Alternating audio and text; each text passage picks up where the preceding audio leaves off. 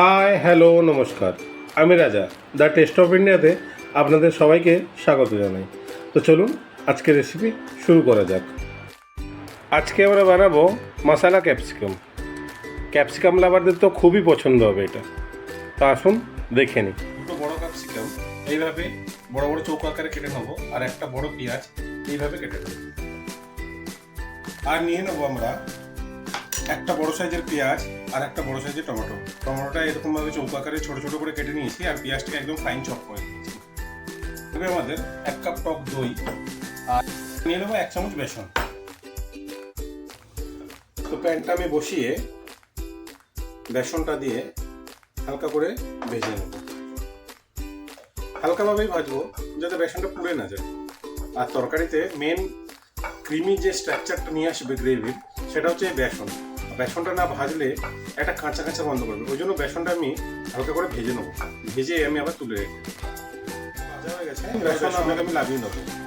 দেখুন বেসন আমাদের ভাজা হয়ে গেছে, লাভিয়ে নিয়েছি আমি। এবার এতে আমি সর্ষের তেল দিয়ে দেবো। সর্ষের তেল দিয়ে তেলটা একটু গরম হতে দেবো। তেল আমাদের গরম হয়ে গেছে। এবার আমি এতে ক্যাপসিকাম আর পেঁয়াজগুলো দিয়ে ভেজে নেবো।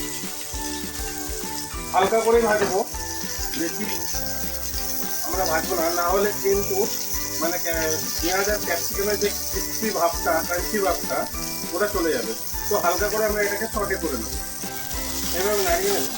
আর বেশিক্ষণ আমরা ভাজবো না, এটাকে জাস্ট একটু মানে হালকা করে ভেজে নেবো, যাতে ক্রাঞ্চি ভাবটাও থাকে আর কাঁচা ভাবটাও যাতে চলে যায়।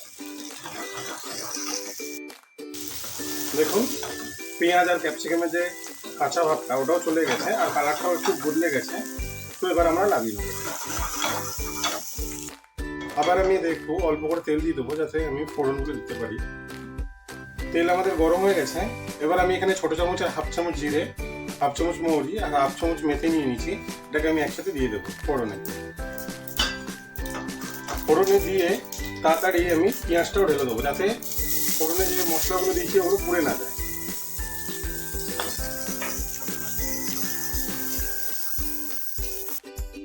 পেঁয়াজটাকে আমি এরকম হালকা হালকা করে নাড়াতে থাকবো, আর স্টিমটাকে একটু কমিয়ে রেখেছি, যাতে পেঁয়াজের কালারটা যাতে তাড়াতাড়ি ব্রাউন না হয়ে যায়।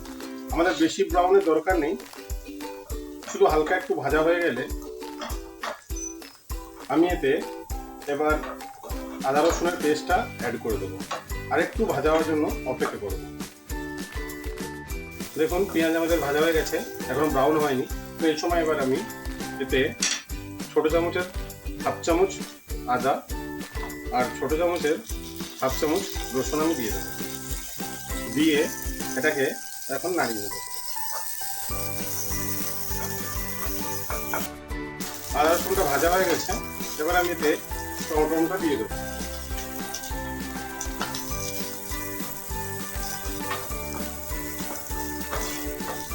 গ্যাসের ফ্লেমটা একটু লোই রাখবো, কেন কি যাতে পুড়ে না যায়। পুড়ে গেলে আবার তরকারির টেস্টটা বদলে যাবে। টমেটো দেওয়ার পরে এতে আমি এবার নুন অ্যাড করে দেবো। ছোট চামচ 1 চামচ নুন দিলাম, আপনারা স্বাদ মতো দেবেন। আমি আবার পরে নুনটা চেক করে দিয়ে দেবো।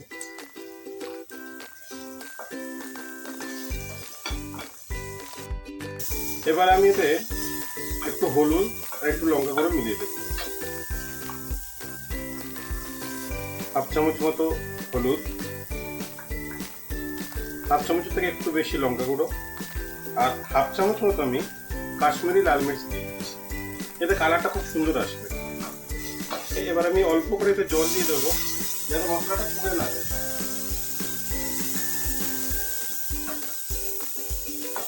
এই রেসিপির সব থেকে কঠিন ভাগ হচ্ছে টমেটোগুলোই একটু কষ্ট করে গলিয়ে নেওয়া। এছাড়া খুবই সহজ একটা রেসিপি, আর খুবই ভালো লাগে খেতে। আপনি চাই রুটির সাথে খান আর ভাতের সাথে খান, খুবই মজা লাগে। আমার জল একটু কম হয়ে গেছে, আমি আরেকটু জল এতে অ্যাড করে দেবো।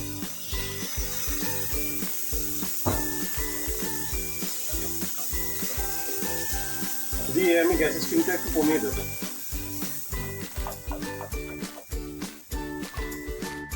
এবার এতে আমি 1 চামচ জিরে গুঁড়ো আর 1 চামচ ধনে গুঁড়ো দিয়ে দেবো। ছোট ছোট চামচে দিয়েছি। আপনারা চাইলে যখন রেসিপিটা একটু বেশি করে বানাবেন, তাহলে একটু বড় চামচের ব্যবহার করবেন। আমি এতে অল্প জল অ্যাড করবো যাতে ধনেটা জিরেটা লেগে না যায়, মশলাটা যাতে পুড়ে না যায়। মশলা তেল ছেড়ে দিয়েছে, এবার আমি এতে ভেজে রাখা বেসনটা দিয়ে দেবো, দিয়ে ভালো করে কষাতে থাকবো। এই বেসনে কিন্তু স্বাদটা এই রেসিপির খুবই বাড়িয়ে দেয়, গ্রেভি স্ট্রাকচারটাও খুব সুন্দর এনে দেয়। বেসনটা দিয়ে আমি এইভাবে নাড়তে থাকবো যাতে লেগে না যায়।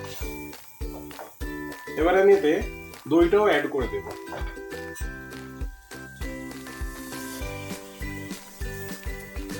দইটা দেওয়ার পরে আপনারা এরকম নাড়াতে থাকবেন, নাহলে দইটা কিন্তু ফেটে যাওয়ার ভয় থাকবে, বা আগে থেকে দইটাকে ফাটিয়ে নেবেন। দই ডালার পরে এরকম আস্তে আস্তে করে নাড়িয়ে দেবো, আর অপেক্ষা করবো যতক্ষণ না দইটা তেল ছাড়ে। তারপরে আমরা ক্যাপসিকাম আর পেঁয়াজ যেটা ভেজে রেখেছিলাম ওটা দিয়ে দেবো। দই তেল ছেড়ে দিয়েছে, এবার আমরা এতে ক্যাপসিকাম আর পেঁয়াজ যেটা ভেজে রেখেছিলাম ওটা অ্যাড করব।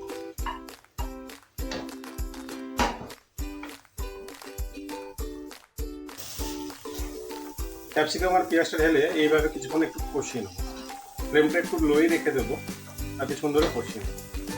আমাদের এটা কষানো হয়ে গেছে, এবার আমি এতে অল্প পরিমাণে জল দিয়ে দেবো। আমার যতটুকু গ্রেভি লাগবে সেই পরিমাণে জল দেবো। আপনারা চাইলে আপনাদের পরিমাণ মতো জল দিয়ে দেবেন, তবে বেশি ঝোল করবেন না, একটু গ্রেভি গ্রেভি থাকলে খেতে খুবই সুন্দর হবে। আর আমাদের ভিডিও যদি আপনাদের ভালো লেগে থাকে একটা লাইক করে দেবেন, আর আমাদের চ্যানেলটা প্লিজ সাবস্ক্রাইব করে দেবেন। আমরা আরও আগে নতুন নতুন ভিডিও আপনাদের জন্য নিয়ে আসতে পারি। ঢাকাটা খুলি, দেখুন কি সুন্দর আমাদের গ্রেভিও কম হয়ে গেছে, ঝোলটাও কম হয়ে গেছে, একদম পুরো পিওর গ্রেভি হয়ে গেছে। আমাদের অলমোস্ট রেডি।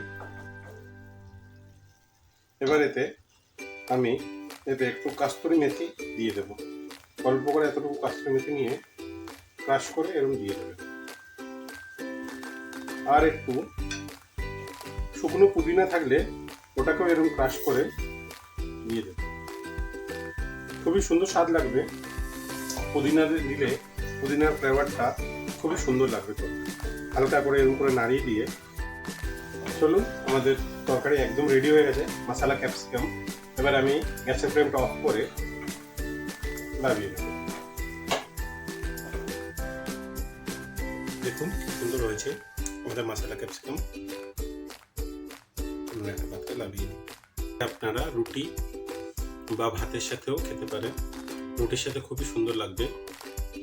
চলুন আজকেকার মতো টাটা, দেখা হবে অন্য একটা ভিডিওতে।